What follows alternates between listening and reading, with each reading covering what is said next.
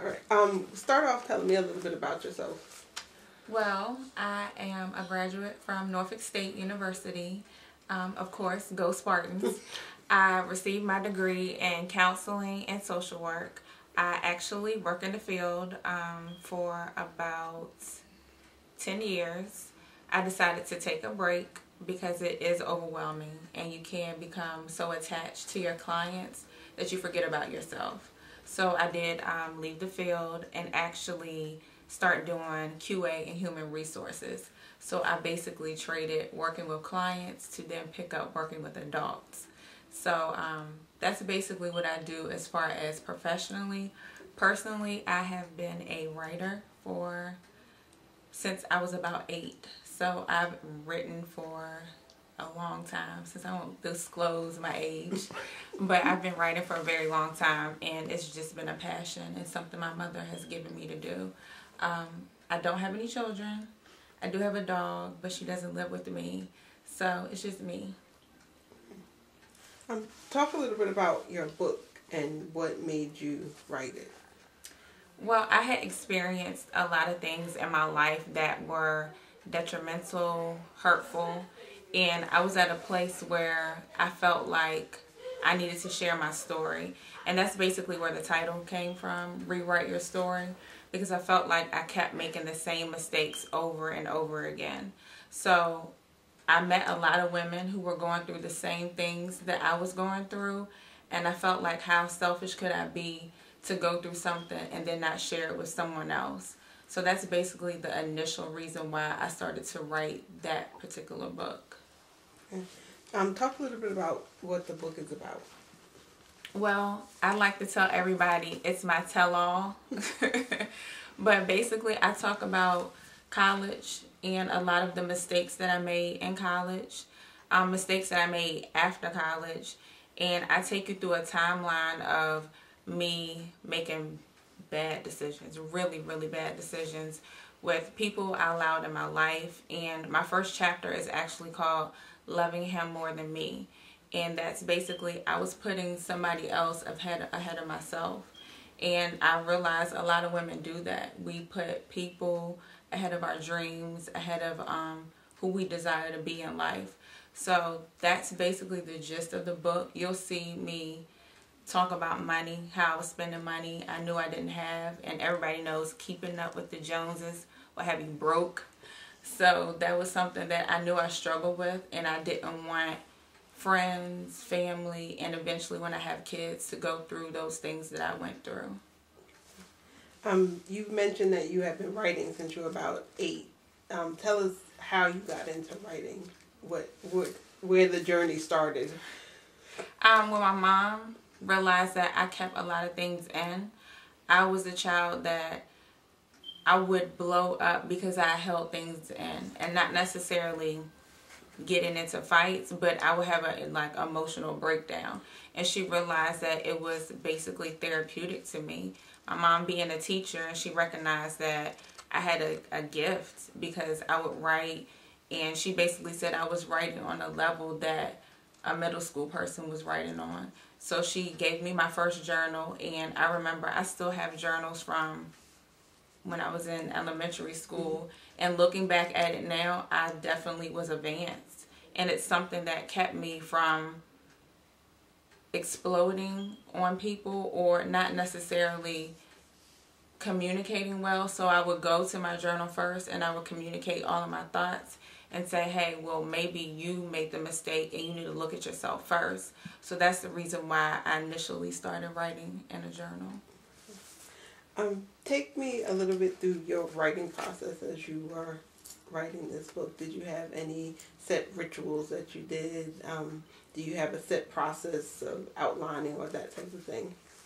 I don't outline. A lot of authors suggest that you outline, but I like to tell people to be creative, because usually when you do an outline, you're so structured that you don't leave room for errors, for growth, or to even go back. So for me, what works for Shivawn is I basically just write. I don't think about it. I don't think about my grammar. I don't think about errors, because I feel like this is me freely expressing myself. And so many times we put constraints around ourselves on a day-to-day basis. So writing should be something that you do freely.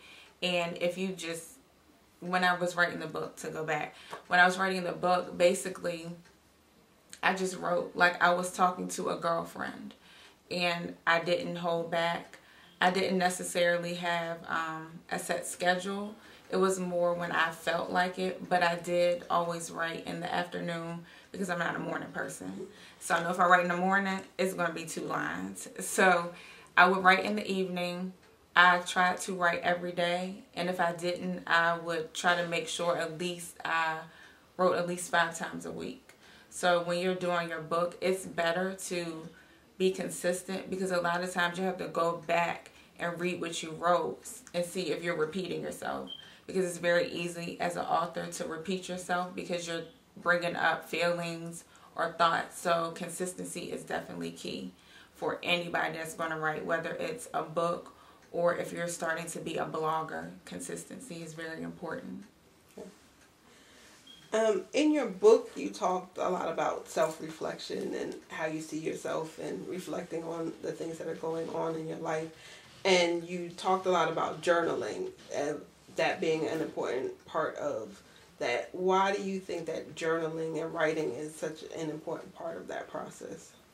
Because when we're going through day to day, we are getting opinions from our friends, from our family, from our best friends about ourselves.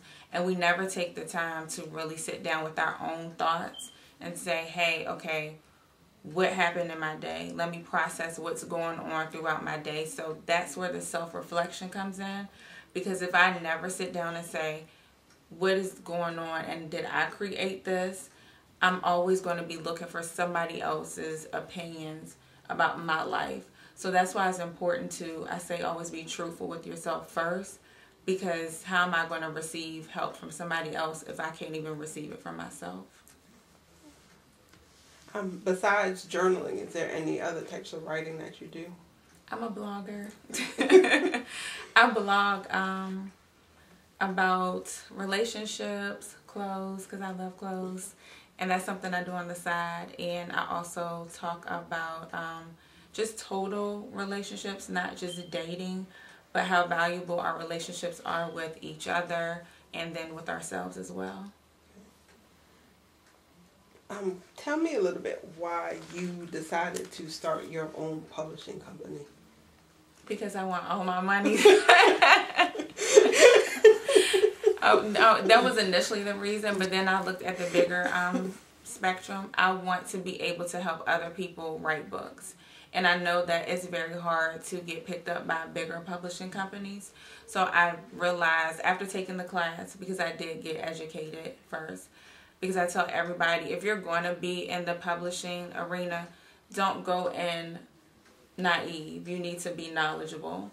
So I got educated first, and then I looked at, hey, I can help somebody else share their story and it not be as stressful. So that's the second reason why I started my own publishing company. Okay. And what advice would you give to someone who may not necessarily be a writer by profession or a writer by trade, but feel like they have a story to tell? Just do it.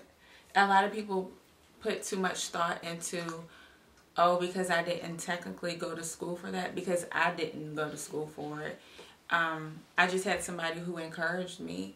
And then when I didn't have somebody to encourage me, I had to encourage myself and look at it like, I obviously have something that somebody is going to need and they're going to gain something from it. So don't become discouraged and just do it. It's going to require work. A lot of times as authors, we think that once I write my book, all of these people are going to come flocking to my book.